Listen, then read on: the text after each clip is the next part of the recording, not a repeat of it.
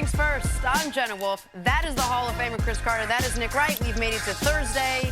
Things are good. And a little respite from the gauntlet that's been the NBA playoffs. No playoff games the next 3 days. Yeah. You can reintroduce yourself We're to your fine. family. It's you that we're concerned about, Nick. You can actually say hi to your kids again, make sure they're doing well. It's a very exciting That's time. very funny. A little 96 hours before we get going again. Okay, well, but who's counting?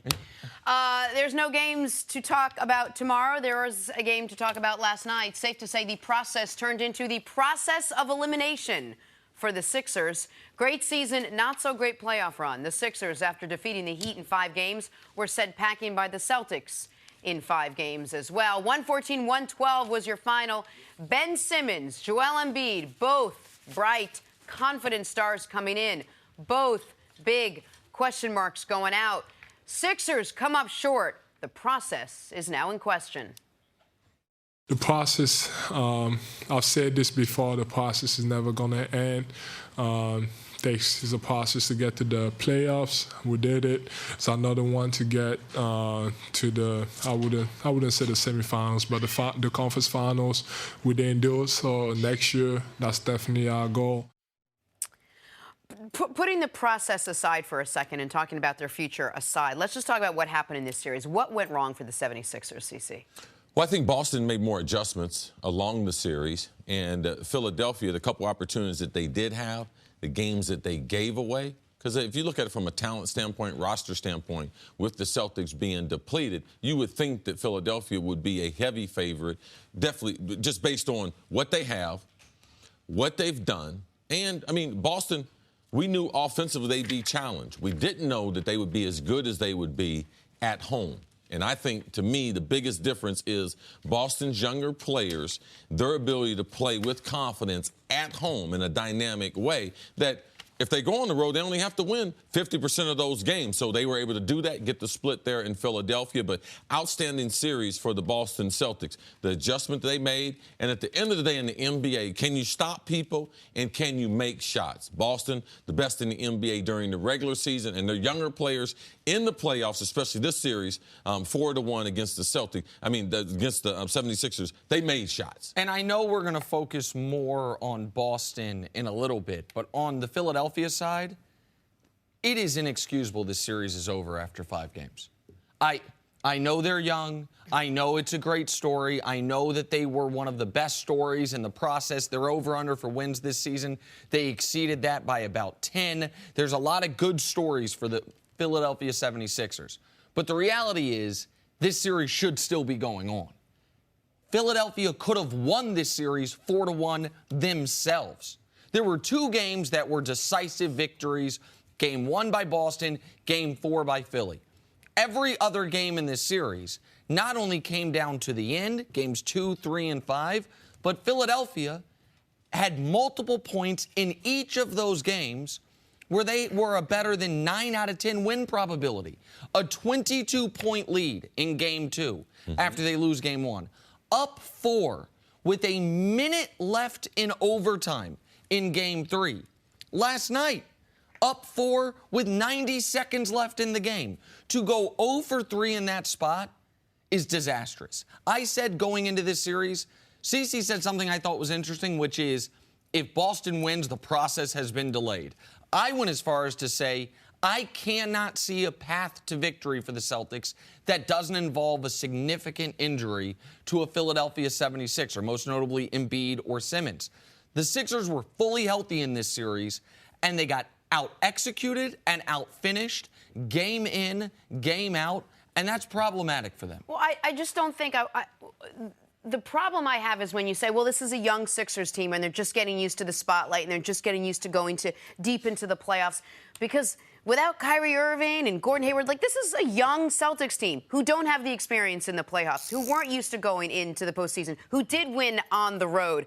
They had all the same things afflicting them that the Sixers had. So my question to you then, CeCe, becomes how much of what happened to the Sixers falls on those 2 guys, on Ben Simmons and Joel Embiid? Well, some of it is on them. Because in critical situations, Joel Embiid couldn't get a big bucket in the end. And last night's game, he's got the ball at point-blank range. He can't finish it off.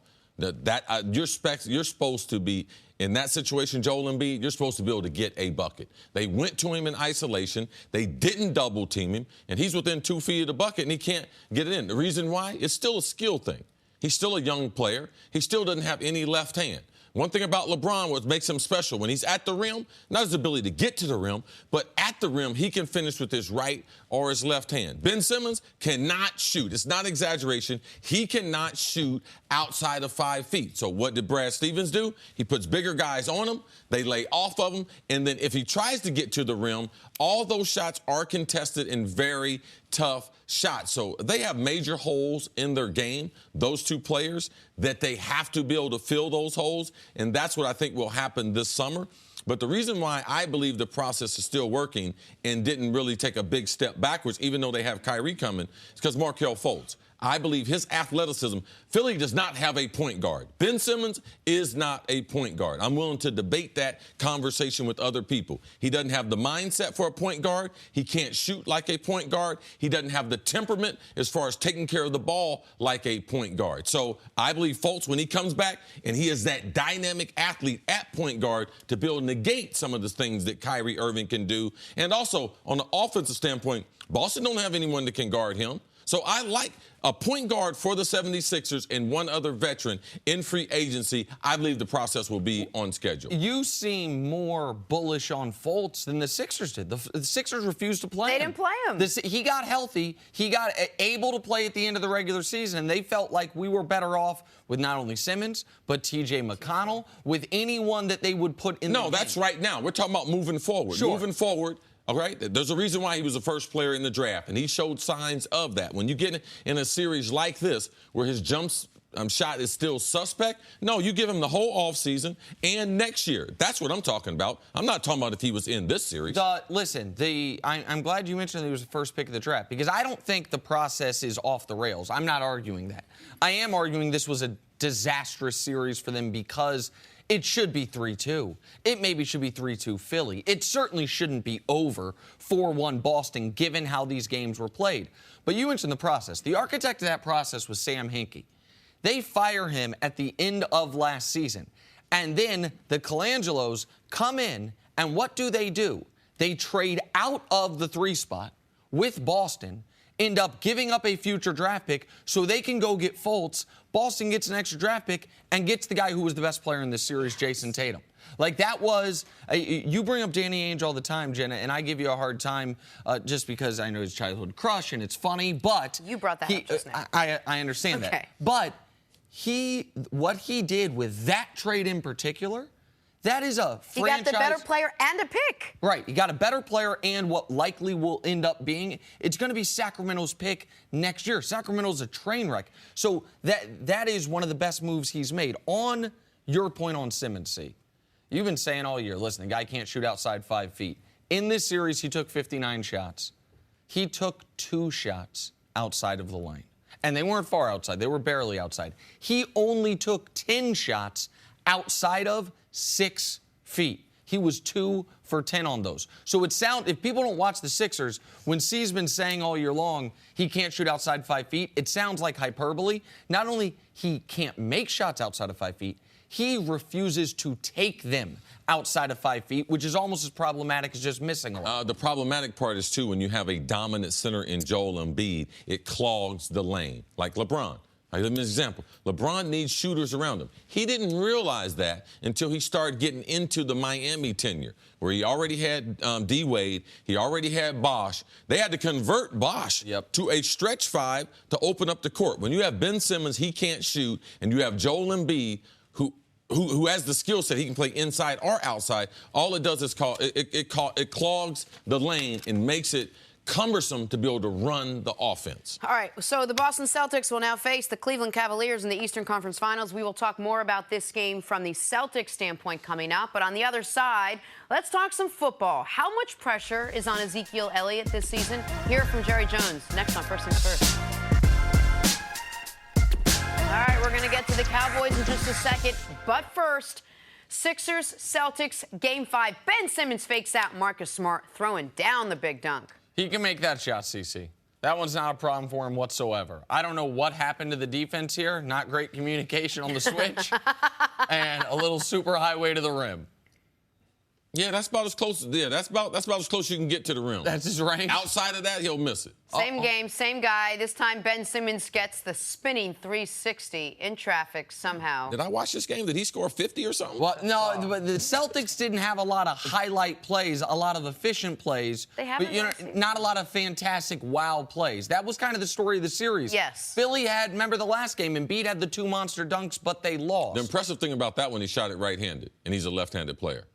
All right, sticking with this game because it was the only one last night. Smart to Tatum for the alley-oop in transition.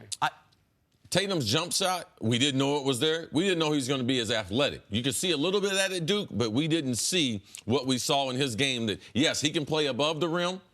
And that was a perfect pass by Marcus Smart. I'm not sure it was intentional or not, but it was perfect. Oh, no. All right, Jason Tatum getting it done again, this time dropping Robert Covington, hitting the step-back jumper. Robert Covington was brutal for them this series. Absolutely brutal for them all series long. Jason Tatum, oh no, that's legit broken ankles. No tripping, no stepped on a shoe, wet spot. No, you just got broke down, man. Go get it, Tatum. All right, moving on. All the talk with the Dallas Cowboys this offseason has been the players they don't have, right? 3-time Pro Bowl wideout Des Bryant, released. 11-time Pro Bowl tight end Jason Witten, retired. Someone for Dak Prescott to throw the ball to, not signed yet. But how about the players they do have? Well, that's Ezekiel Elliott. Zeke took the league by storm 2 seasons ago, but was suspended for 6 games last year. Jerry Jones thinks the lack of distractions will actually help. I think that not having to address that mentally and physically, not having to think about not only the interruption of the actual potential suspension and then suspension, but just the physical interruption of the physical aspect of that. So, yes, I think that I give him a big arrow as to what his performance might be without the overhang of the issue that he faced last year. We spent so much time talking about Dez and Witten, so let's focus on Ezekiel Elliott now, because a lot of that offense is going to run through him. How great does he have to be for the Cowboys to be successful, CC? Oh, he's a great player. He's a great player. And Jerry Jones makes some good points as far as Zeke, what he's been through the last year and a half. We've been talking about Zeke since he came into the league as if he's been in the league 5 or 6 years. But Zeke's 22 years old, turns 23 this summer, and he's one of the best players in the league. He's the best player on the Dallas Cowboys. All right, so it's important for him to have a spectacular season. And the way the team is built with having a great offensive line, no, they need Zeke to play like an NFL quarterback would play. We have a saying around the league that a good quarterback wins you about 4 to 6 games. The great quarterbacks, they win you about 8 games a year, just having them under center. When you have a great tailback like Zeke, he can tip that scale. He can win you 4 to 6 games. He's that kind of good. Also, I believe that they might be able to give him spelling just a little break. A sleeper pick. Dallas drafted Bo Scarborough in the 7th round out of Alabama. Now, he's a tremendous athlete, runs downhill, and I believe with Dallas' style, that offensive line, these 2 running backs, I believe Zeke runs for 1,500 yards this year. I expect Zeke to have a spectacular year, and he is beyond the investigation. He's beyond the burden. He's been in the league now a couple years. I expect to see the best Zeke that we've seen on the football field. Listen, they need him to be exactly that, see.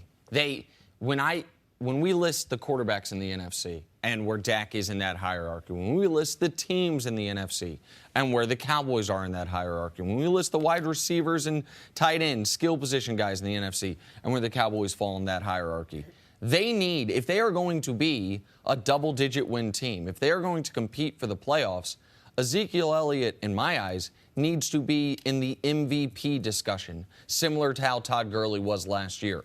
When he had 1,631 yards, almost 2,000 yards from scrimmage his rookie season, and that was without playing in Week 17, and that was with being ineffective in Week 1. So that is really 14 weeks of high level production and 16 touchdowns in that stretch. That's the type of season he needs to have, maybe even a little bit better. If Zeke Elliott has 1,400 yards rushing, I don't know if the Cowboys can find their way to 10 wins because I don't know where they're going to get the other requisite offense needed. Like 1,400 yards would lead the NFL in rushing. I think the burden on him is greater than the burden on any running back in the NFL as far as what their team needs from him specifically to have a chance to compete. Well, here's a question, and maybe this is obvious, and if we're talking about the fact that the brunt of the Cowboys offense is going to go through Ezekiel Elliott, and you're saying 1,400 might not even be enough, don't all the other teams know that too? Don't they just come out and game plan against him because they know Dak doesn't really have anyone to throw the ball to, and is that going to hamper him? Most of the teams in the NFL, they know what you're going to do, but the great teams, you still can't stop them. It's not as if you're going to design 5 or 6 plays, you're going to trick them. They're going to be like, wow, we didn't see that coming. The good teams, you know exactly what they're going to do. The teams that become good, the great is they come up with a few little wrinkles off of this. Now, how do they involve Tavon Austin in this offense? Even though they could fake the Zeke up the middle, they can run a lot of RPOs. Yes, this is what Dallas is going to do, but their offensive line, they got 3 Pro Bowlers on that offensive line, and Zeke, there's nothing you can do about it. They can run the football, and they run the football as good as anyone we've seen in the NFL the last 10 years. And what defines greatness in sports, but in professional football particularly, is when the other team knows exactly what you're going to do, and they still can't stop you. It's one of your favorite stories that I've relayed is Larry Allen, that Larry Allen famously, on certain running plays, would make the sound of a train, like a train's whistle, walking to the line of scrimmage, the All-Pro Hall of Fame guard for the Dallas Cowboys, letting the defense know, they are running behind me. You can't stop it. I am better than you. I am better than who you're going to put out in front of me. They need Zeke. The other team is going to say, we can't let Zeke beat us. And Zeke and that offensive line have to go beat them.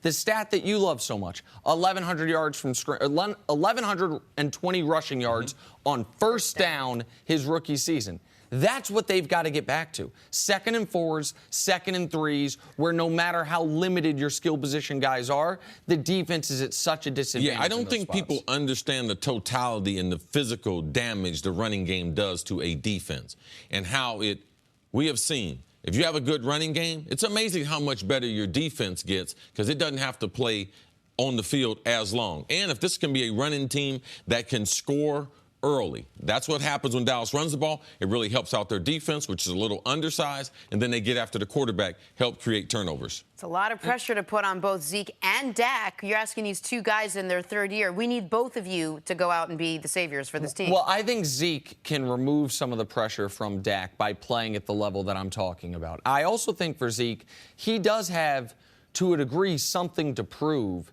in a different way than he has at any point in his short NFL career. When you're a top 5 pick as a running back, it's hard to say you were overlooked or underrated. When you immediately come onto the scene and you are the best running back in football your rookie season, it's hard to say you're underappreciated or underrated.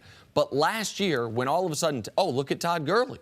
Look at what Alvin Kamara did. Look at these other players across the league while you're dealing with a suspension, while you're dealing with not participating in the postseason.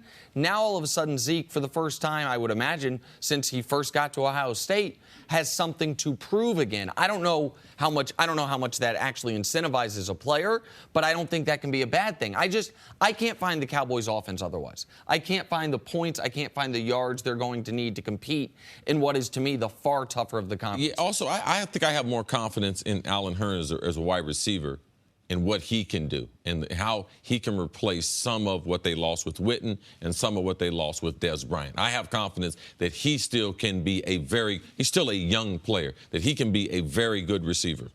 All right, we'll take a break. What did the Celtics win over the Sixers prove about Kyrie Irving? That's next on First Things First. Get that. Time for some stories to start your morning. NBA coaches voted for the Coach of the Year. Toronto's Dwayne Casey won. The same Dwayne Casey whose Raptors were bounced and who might be getting fired. Brad Stevens wasn't even among the 8 coaches that received a vote. The same Brad Stevens whose Celtics are in the conference finals.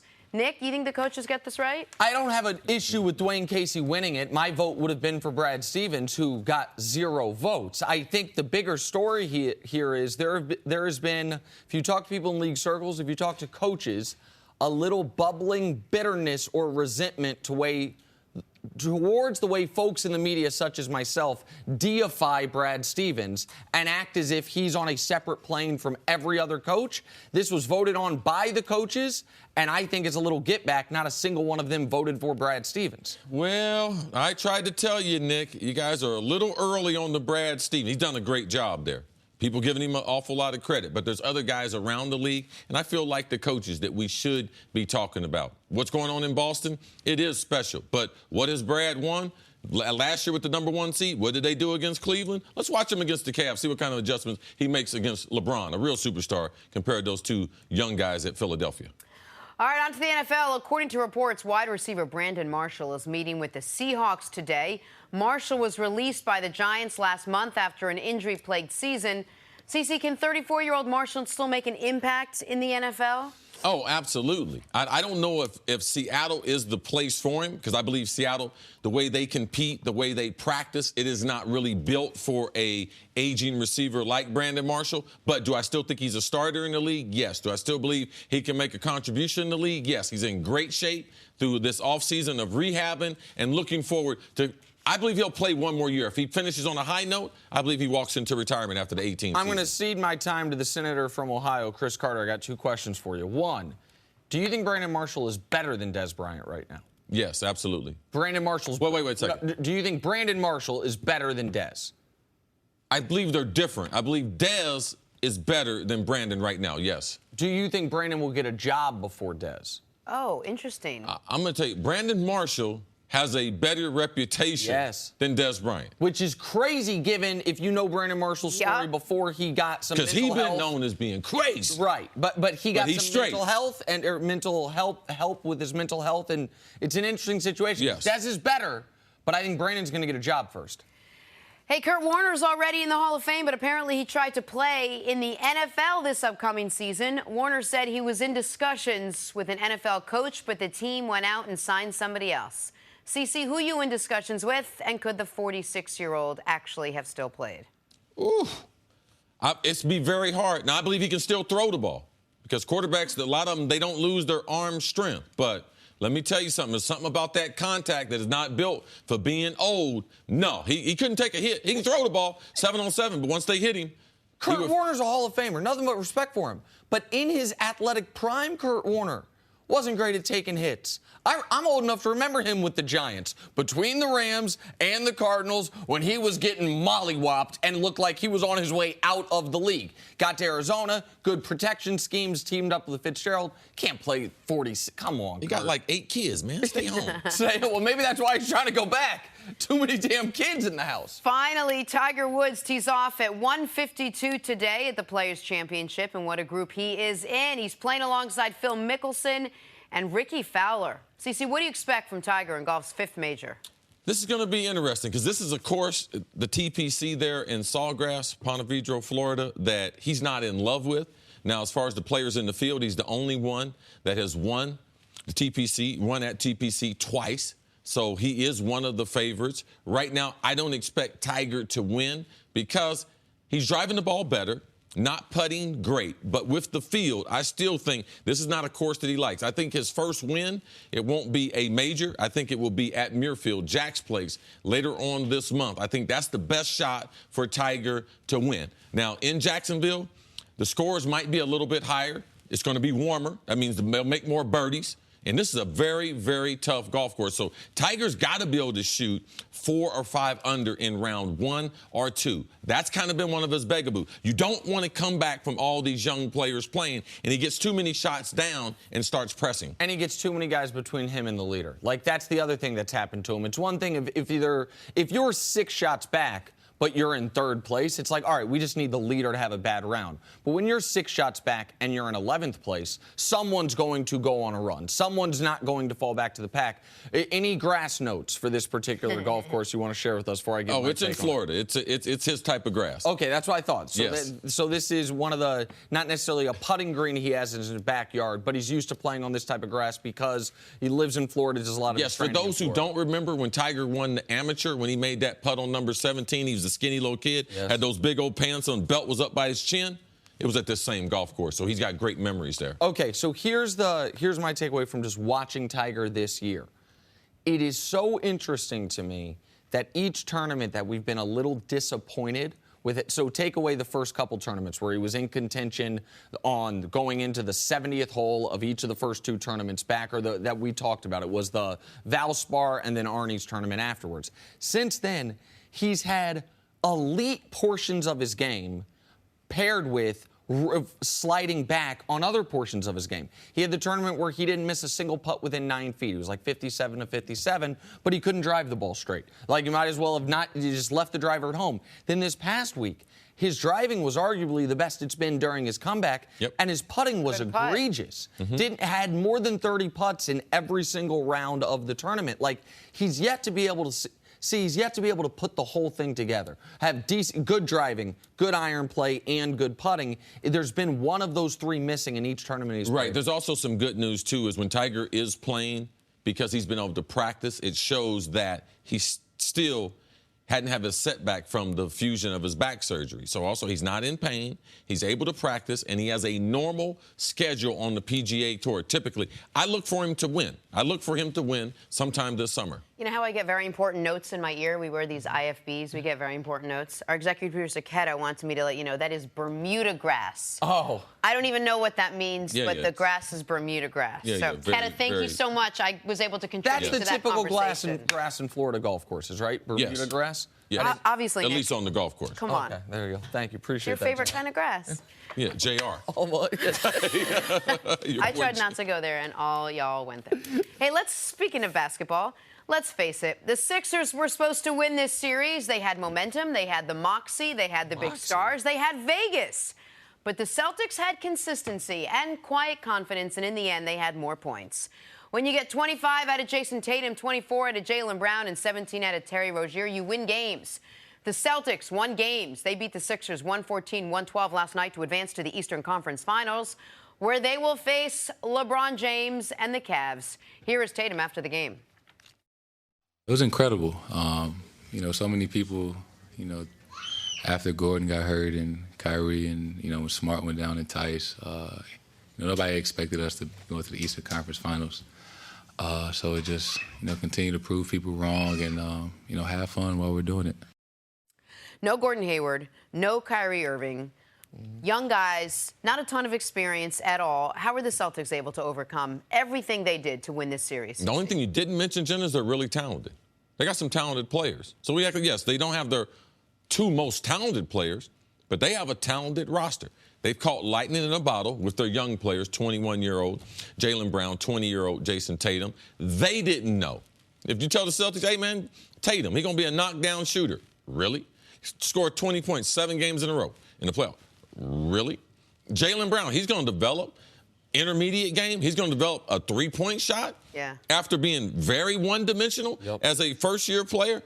They caught lightning in the bottle. They have a great system that the team has installed, that they're like, it can be the next guy up. And what I like about Brad Stevens, what he does is when you fill in for another player, they appropriate a certain number of shots that go with that position. Typically, we see a guy fill in for something, they expected him not to shoot. If he's a 2, they expect him not to get the same shots that the 2 got, the 3 got. But in Boston, it's been interchangeable where they expect you to shoot. Even their worst shooter, in Marcus Smart, they encourage him to shoot because what it does is open up the court, and you have to make people defend the three-point line. So that's what they do besides their great defense. When you can be a top 5 team in defense in the NBA, you can win 40 games just on that. And I believe their young players, the way they've developed, you got to give the coaching staff and the front office with Boston a lot of credit.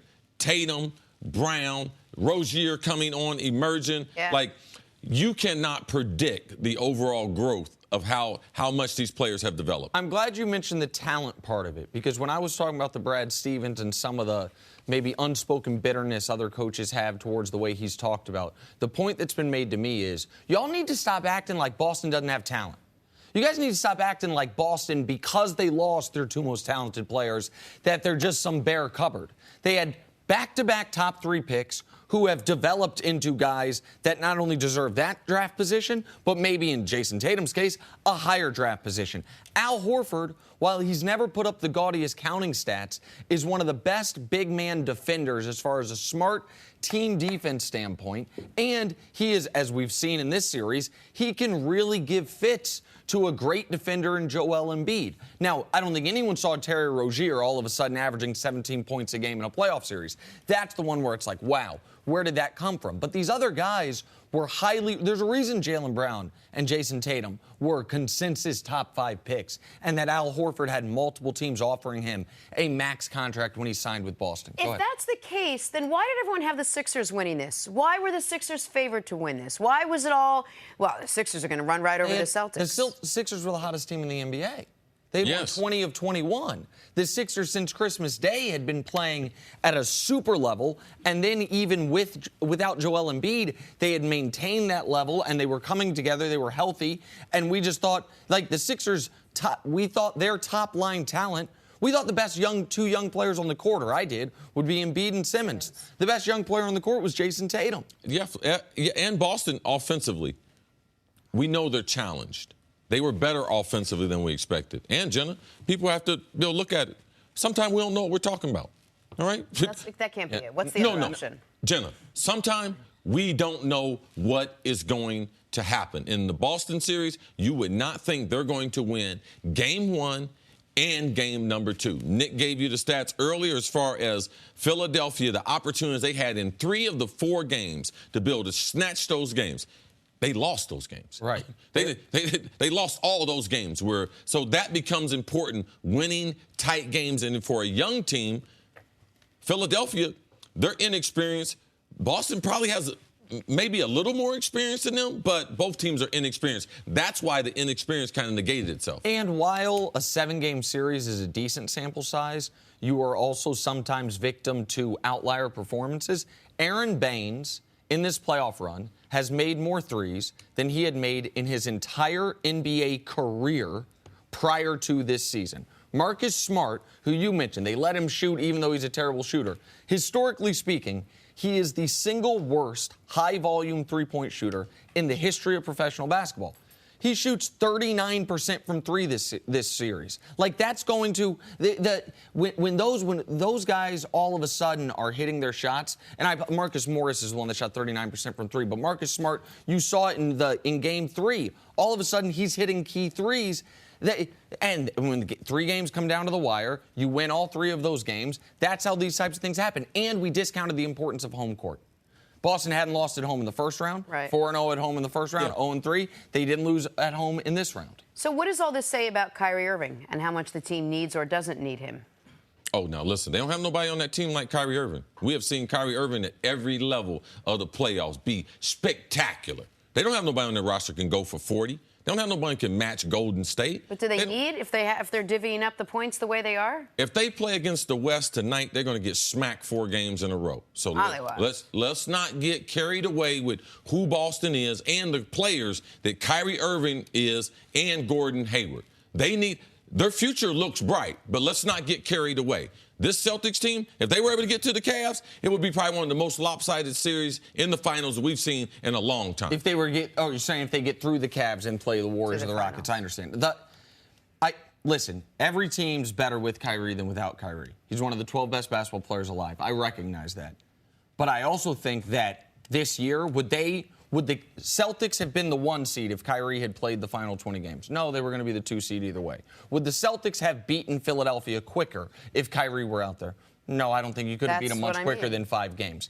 Against the top competition, now, listen, we'll see how they play against Cleveland. If they get beat up against Cleveland, as I anticipate they will, that's where Kyrie's value will be shown. But, I mean, I understand the question because you look at Kyrie and you say, okay, so the team that lost Kyrie is in the conference finals in Cleveland. And the team that traded for Kyrie is in the conference finals without him in Boston. I'm not going to let no one hate on Kyrie. Kyrie is an amazing player, and he's done it at the highest level. You guys think there's pressure? Ain't no pressure the second round. The way Kyrie Irving has done it with LeBron against Golden State, right there. Kyrie Irving is a special, special player, and that's why Boston that was one of the great moves that they made, even more significant than even drafting Tatum and Jaylen Brown. Let me ask you one thing, because I'm not hating on Kyrie, and I recognize that he is, as far as a shot creator, as good as there is in the league. I'm on the record saying I think he is. I think there's two skills he has that are as good as anyone in NBA history: his ball handling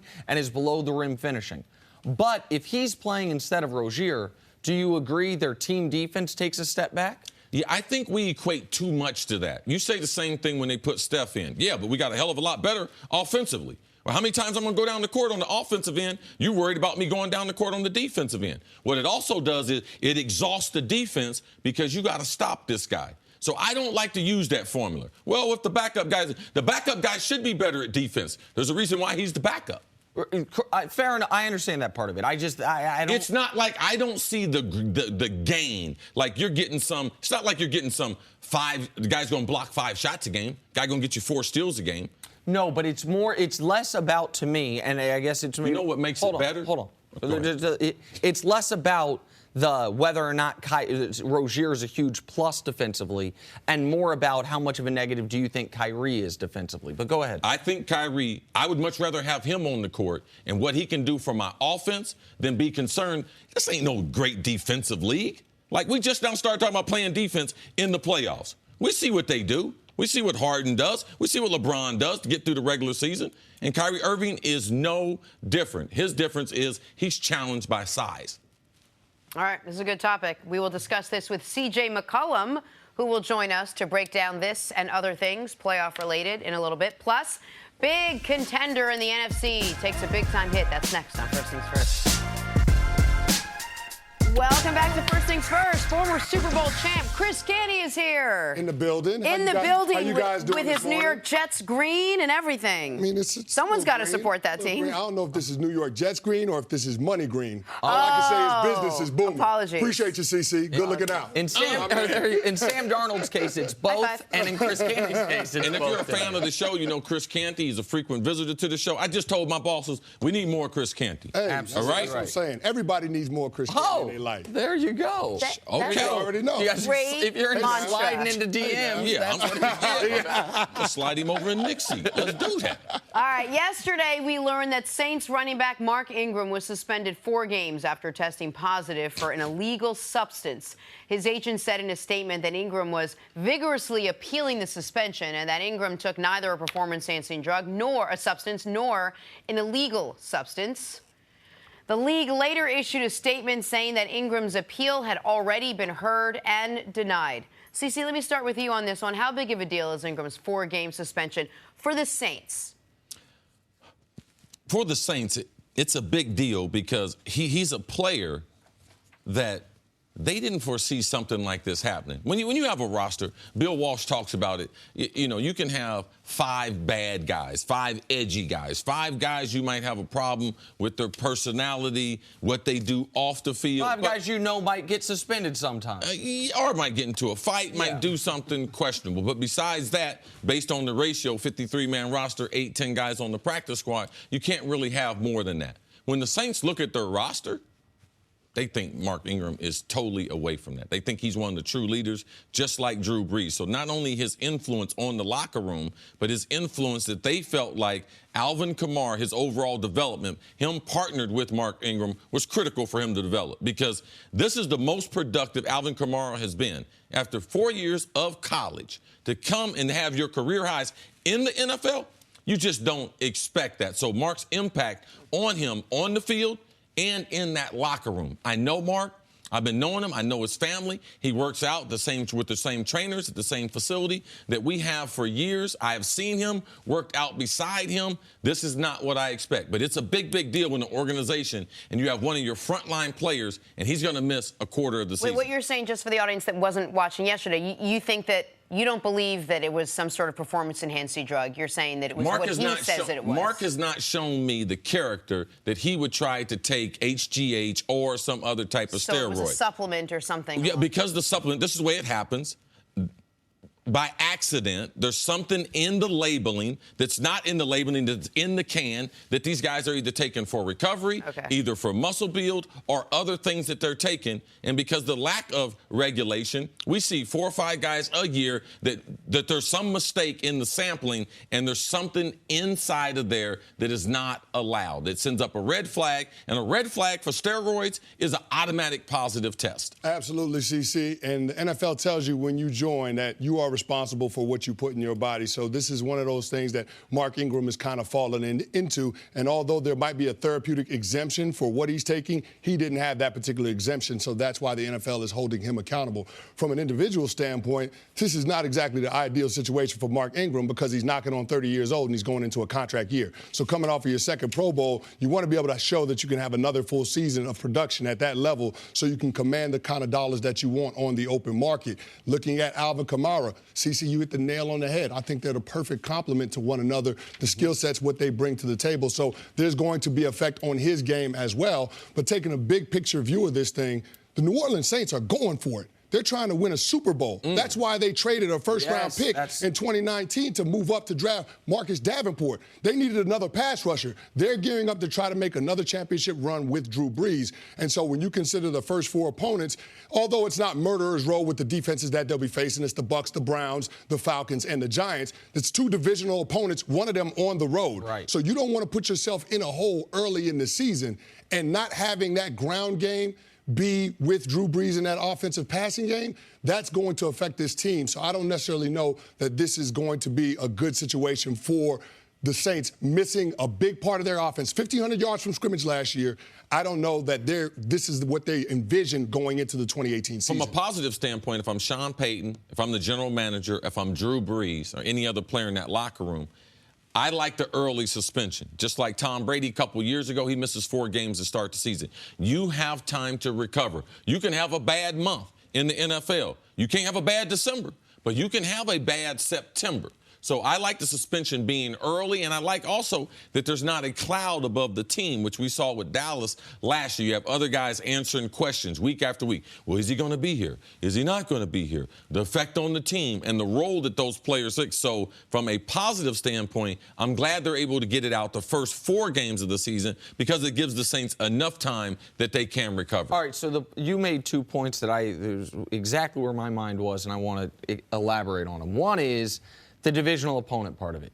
You play 6 games all year against your divisional opponents. He's going to miss a third of them. I understand you were going to be saying, oh, well, the Bucs were supposed to be good last year. The Bucs upgraded, they believe, their defense this year. They think Jameis will continue on the trajectory he was after year 2 as opposed to a more downward trajectory in year 3. So we can't say, oh, well, the Bucs will be an easy game. And we know how good the Falcons were at the tail end of last year, how close they were to winning, to advancing further in the postseason. Like, we can't discount how big of a game that is. That could be the game that decides the division winner, which, much like last year, could decide who has home field, or who gets a bye in the NFC.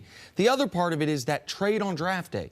If you were watching the draft live, the Saints had given up so much to move up. The general consensus before the pick came in is, well, you'd only do this for a quarterback. Remember, it was they've got to be trading up right now to go get Lamar Jackson. We heard that the Saints like Lamar Jackson. You would never give up this year's first and next year's first for anything but a quarterback. Instead, they said, we are going for it right now. We're drafting something of a project pass rusher from UTSA because we think by the end of the year, he can be full go and be that final piece that we needed. Because if you remember last year, when they lost their star defensive end due to injury at the tail end of the season, that drastically hurt their defense. So for the You can look at the Minnesota Vikings game. I mean, if you can get the quarterback on the ground and not let Case Keenum throw that pass, then you don't have to worry about that Minnesota miracle. And I know Philly fans be mad at me for saying this, but I think if the Saints play Philadelphia, even in Philadelphia, they got a great chance of winning that football game. Like, they were as good as any team in the league last year. Ingram was a big part of this. Now, this obviously is not as big of a deal as if Brees was out 4 games. I don't even think it's as big of a deal as if Kamara was out 4 games. But it might be the next on that list. He might be the next most important skill position guy on their offense. I would feel a lot less comfortable if it wasn't Sean Payton. Because now, with the suspension, he has all of training camp to be able to work on a game plan on how he's going to attack the NFL. And Sean Payton, to me, one of the best play callers, if not the best play caller we have in the NFL. And here's what I'll say to that, CC. When you look at how this offense is built, everybody wants to point to the skill position players, but that offensive line is pretty doggone good. Yes. I mean, everybody talks about the Philadelphia Eagles offensive line, the Dallas Cowboys, the Minnesota Vikings, the LA Rams. It's a very underrated offensive line. When you look at the tackles, Teron Armstead and Ryan Ramczyk, two good tackles. I mean, one of the best tackle tandems in the conference. So that offensive line is going to be what sustains and what drives this offense. And as long as you got Drew Brees, you got a chance. So those guys will be healthy. Remember, you have a few of them in and out of the lineup during the course of the regular season. They're going to be healthy at the beginning of the season. One of their guards missed the NFC game against the Vikings. He got injured in the first-round game, and that was a big part of that as well. Love what you said about having it be the first 4 weeks. That's everything we talked about with the Cowboys last year and Zeke. Get those games over with so that you can recoup and get back into it if you have to. All right, Chris, stick around. Coming up, we're going to tell you why the spotlight on Dak needs to be shifted to someone else. That's next on First Things First. Back here on First Things First with Chris Canty. What's a bigger factor in how a team will fare, Chris? The weapons they have or the weapons they don't? Huh? Good question, right? Well, the Dallas Cowboys don't have 3-time Pro Bowl wideout Dez Bryant, and they don't have 11-time Pro Bowl tight end Jason Witten. But how about the players they do have? Number one being Ezekiel Elliott, who took the league by storm 2 seasons ago, but was suspended for 6 games last year. Jerry Jones thinks the lack of distractions will help him. I think that, and from every evaluation that I've seen, Dez has an excellent opportunity to make a contribution and a significant contribution to a team in the NFL. Our time was the time and the right time as far as our relationship, but that doesn't preclude him from being productive for another team. All right, Chris, how great does Zeke need to be for the Cowboys to be successful this year? Well, Zeke's got to have another season like he did in his rookie campaign when he had 1,000 yards from scrimmage on first down. First down. That takes all the pressure off of that offense, and most particularly Dak Prescott in that passing game. When your quarterback and your offense is ahead of schedule, that doesn't have a lot of pressure on your quarterback to drop back and have to try to win you football games. And I don't think Dak is at the point in his maturation to be a volume passer. He's not a guy that I want dropping back 30 to 35 times.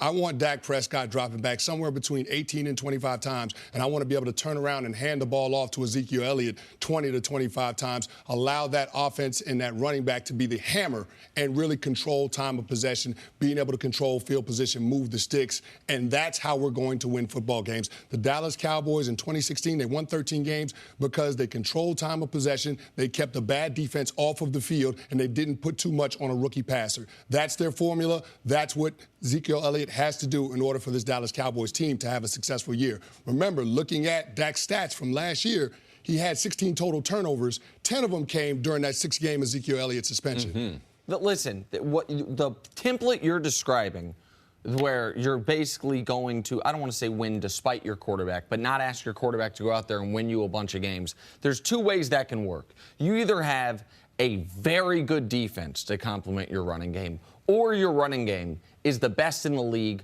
by a wide margin, by a full standard deviation. Like, what you're asking them to do doesn't work if Zeke rushes for 1,350 yards, and 1,350 yards might win you the rushing title. Like, that is the level of expectation you're talking about, and I agree with you. So what are you looking at, 1,500? 1,600? Yes. What we saw from DeMarco Murray in 2014. It's going in that direction. That's what it has to be. In 2016, he only played 15 games, and he was less than 15 yards away from 2,000 yards from scrimmage, and he had 16 touchdowns. That's what I'm talking about.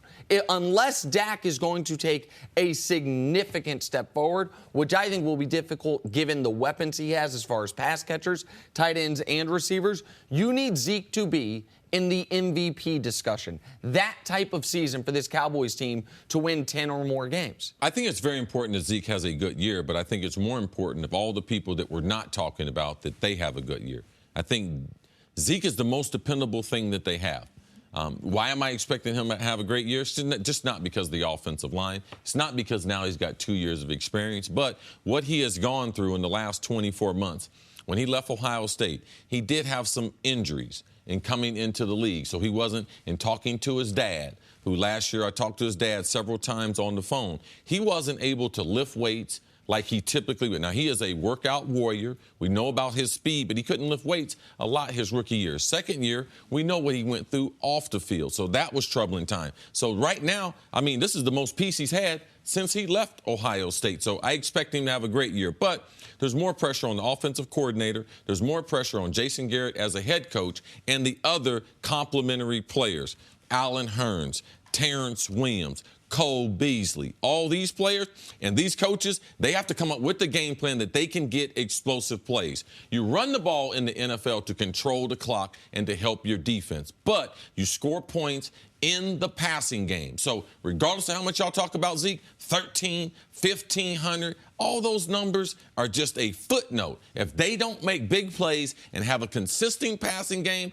they will be an 8-8 football team. But Chris, what is their path towards a big passing game with what they have now, the complement of players? Or do you think they're not done yet? Well, I think they're going to have to use the width of the field because they don't have a receiver that has deep speed, so they can't stretch defenses vertically. So they're going to have to use the small, quick guys, get them the ball in space. Cole Beasley, Tavon Austin, get them the ball in space, make defenders miss, pick up yards that way, move the chains. But ultimately, I think the most pressure is probably going to be on that offensive line because that's a group that didn't live up to expectations last year. And I know Tyron Smith was dealing with the back injury. Yep. They drafted Connor Williams in the second round, a tackle out of Texas. Probably going to kick him inside to left guard, move Lyle Collins out to right tackle. I don't know about Lyle Collins being able to hold up in space. That's one of the things I'll be watching for the Dallas Cowboys offensive line, just understanding that both in the run game and the pass game, that offensive line is going to have to be the key to success. And Collins, he struggles more in the passing game. He's a great run blocker. So as far as what they're trying to do with Zeke, now he can mash you. They can knock you off the ball. But when they become predictable,